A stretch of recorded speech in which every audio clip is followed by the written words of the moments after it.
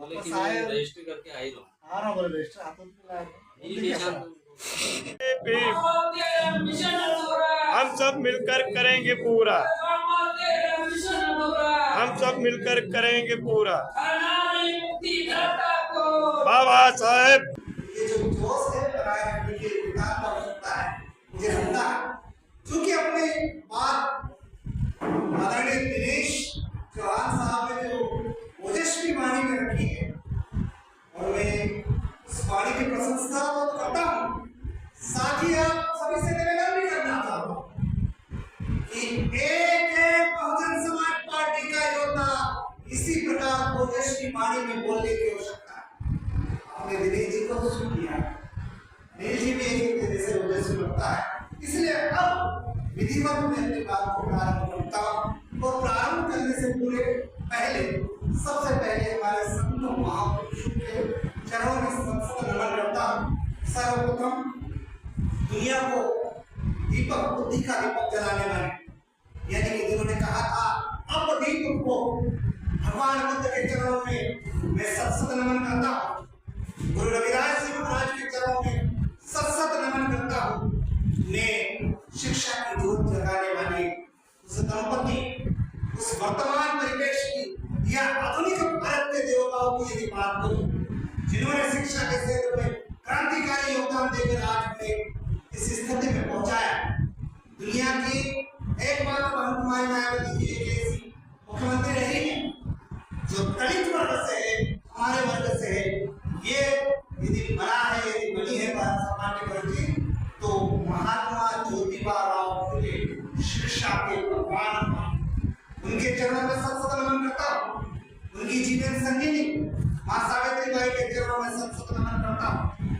और आरक्षण के जनक, जिन्होंने मानवता को मानवता सिखाया, जिन्होंने भेदभाव नहीं होने दिया, अपने शासनकाल में साहू महाराज के चरणों में सत नमन।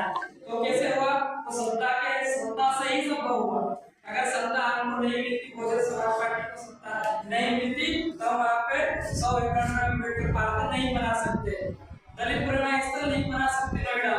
ये सरकार बनाए, सत्ता हमने हासिल करी है, तब बना सकते। तो हमको सत्ता के लिए, सत्ता ऐसे ही नहीं मिलेगी, सत्ता के लिए हमको संघर्ष करना पड़ेगा साथियों। और इस बैठक की समाप्ति की घोषणा करता हूँ मैं। आभार। जो मूवमेंट है आंदोलन उससे अवगत कराया है। मैं संकल्प के बारे में आपको अवगत कराना चाह रहा हूँ। बहुजन समाज पार्टी का माननीय व्यक्ति का, हमारे नेतृत्व कोऑर्डिनेटर जी का निर्देश है, तो 18 मार्च को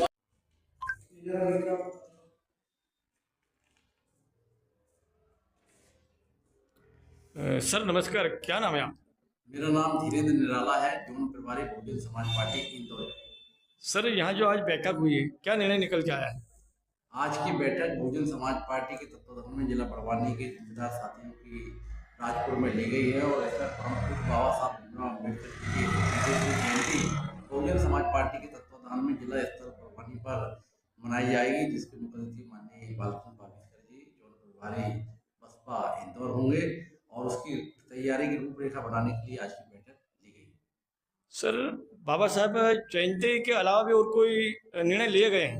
आज संगठन में जो 18 मार्च 2025 को भोपाल में मीटिंग हुई थी, जिसके मुख्यमंत्री माननीय engineer Ramji Gautam ji, national coordinator Baspa सांसद, राज्यसभा सांसद महोदय के जो दिशा निर्देश प्राप्त हुए थे, उस दिशा निर्देश को संगठन को मजबूत बनाने के लिए संगठन में भी बड़वानी जिले में 2 जिला प्रभारी नियुक्त किए गए। सम्मानीय नंदलाल सोनेरी जिला प्रभारी बड़वानी, सम्मानीय अनिल बड़ौली जी जिला प्रभारी बड़वानी। साथ ही हर विधानसभा में 2 विधानसभा प्रभारी भी आज नियुक्त किए गए।